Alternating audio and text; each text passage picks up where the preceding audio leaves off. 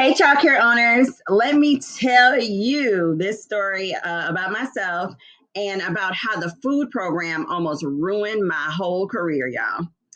I remember this day as if it were yesterday. It was back in 2018. I was attending my first food program conference. I had just landed my dream job in child nutrition, and I was super excited, super pumped. While I was at the meeting, I met the state director, and she was awesome. She was like, "Oh, Alana, we're so excited to have you in the field, and you're going to do great things." And I was like, "Yes, I am. It's awesome," you know. So I was all into it, and it was awesome. The conference was awesome, and I went back to starting to work my dream job, and that was November 2018. And by February 2019, I had failed my first food program audit, y'all. And I was crushed. I was absolutely crushed. The reason is because as a registered dietitian, my mission has always been to serve great food, awesome food to children. And as a child care center owner, I knew that I wanted to stay compliant and really keep these state people all up out of my business and all up out of my center. But by the end of the third year, I was feeling, I was busted, I was disgusted, and our food program was seriously out of compliance. So right after we failed that first audit, I tried to fix as much as possible. One of the first things I did is put in some new technology, but anyone who's ever done technology understands that bad info in equals bad info out. And usually there's a learning curve with technology, so that just did not work.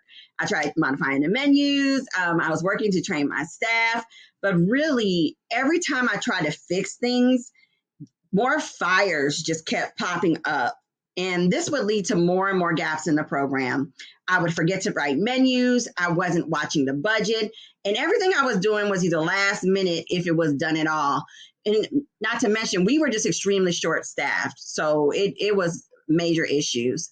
Major issues with compliance. My accountant was breathing down my neck. The finance department was breathing down my neck. The state department was looking for corrective actions, and time was just not working for me.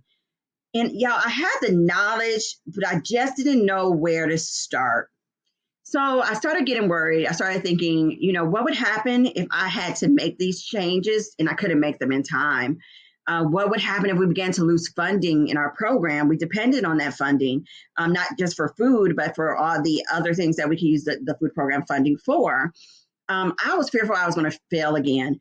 It started impacting me at home. I was losing time with my children, with my husband. And y'all, I got sick. I got sick to the point where I needed surgery, and I knew it was stress related. And so ultimately, I just wanted to walk away. That's really just what I wanted to do.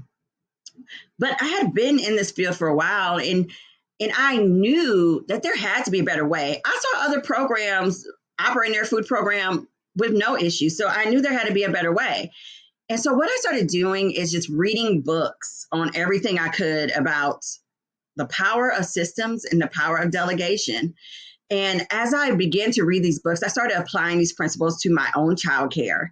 And I began realizing that creating these what I call checks and balances were enabling myself and my program to increase our compliance, but also save me time as the director. I started thinking of my food program instead of as a program as more like multi-compartment boxes. Being in food, I naturally thought about like a lunch box or a bento box. And I was like, wow, if I really start putting all these little regs in their own little compartments, maybe that'll work. And y'all, it did. It started working.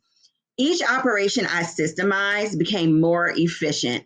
I began feeling more confident about each process that we created. At the end of each month, what it was really boiling down to was me just pushing that little button for reimbursements and then waiting on that check, y'all.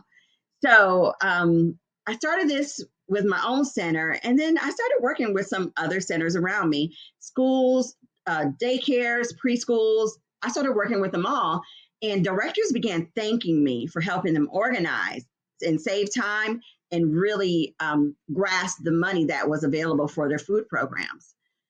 Ultimately, I ended up with a program that stayed compliant And best of all, I didn't manage a program. I just began to manage the systems. So I could sleep at night, y'all.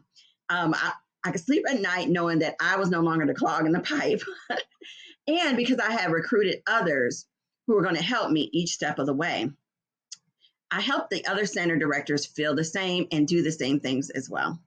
This gave me more time to work on my business and not in my business, and to spend more time in family, and really began to think about the vision that I have for my organization and for the programs that we offer to our children. So, hi, my name is Alana Jones, and I am a registered dietitian and multi-location childcare owner. I know many of you are ready to give up on your food programs, or some of you don't even know how to participate in the food program, but I urge you to reconsider. The food program has enabled our center and the centers we support to operate more smoothly and efficiently, and ultimately more profitably. Let us take the stress of paperwork and rules off your plate and hand you a food program director in a box. If this sounds good, let's talk more.